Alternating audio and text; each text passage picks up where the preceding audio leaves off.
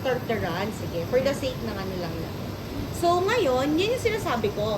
Nag-launch siya ng conditioning gradient. So, this 1 month, 3 minutes to. So, in other words, every pasok nyo ng rack, and magra-run, lagi kayong merong plus 3 minutes.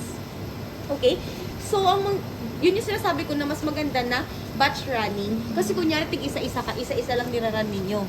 Plus 3 na plus 3 minutes. Kung magastos ng agent, hindi nyo mauubos yung 400 pesos. Mas maliles. Okay? So, ang iba na advice namin, mas maganda, yung kunyari, di ba may oras ng yung collection lang. Kunyari, pag si patient umabot na sa cut-off, ay sige po, bukas na po yung result niyo. Bakit? Kasi, isasabay nyo na siya sa running ng ano. Though 3 minutes each running naman, mas better lang talaga na batch running sila. Pero kunyari, may stat no choice naman. Yung ginagawa po namin is every 9, 12, 3, 6, 9. Every Ito 3 ba is hours batch po. running doon? Opo. Okay, yun. Yan. So, yan po, ganun din siya. You have your 3 minutes. So, ngayon, yan, habang inaantay natin, yan. By the way, yung control pala kasi, may pinadala din ako na control for, ang tawag dito? Kung natatawalin nyo. So, nandiyan na din naman yung lot number. Ito siya, 85881, blah, blah, blah, blah.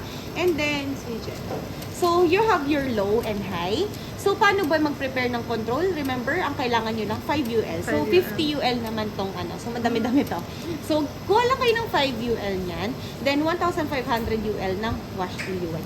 Yung sample vial, nakita mo, Sir RC? Nakita mo sample vial? If ever, ma'am, naubusan ng sample vial, paano Yung po 50? Opo. Paano po mag-run ng diluted sample? Kailangan talaga ng sample vial. So, bibili po. Ayan, yan. So, may sample naman akong ito, for demonstration purpose lang. Yan. So, this is your sample vial. Makikita po ninyo. Ganito. So, i-close nyo lang siyang ganyan. Then, ito na siya. So, make sure lang na properly na-shake nyo siya. Okay, dapat walang buo-buo na blood, gano'n. So, pwede nyo siyang pitik-pitikan ganyan hanggang thoroughly na. And then, ito, kasi pipierce yung. Okay? So, ito yung sample vial ninyo. So, paano po mag-prepare? So, pag nag-prepare po kayo, remember, 5 UL, may pipette po ba kayo dyan ng 5 UL? Meron. Meron naman. Hindi. Advice ko lang, kunyari, syempre magra-run kayo ng control or sample, always make sure yung pipette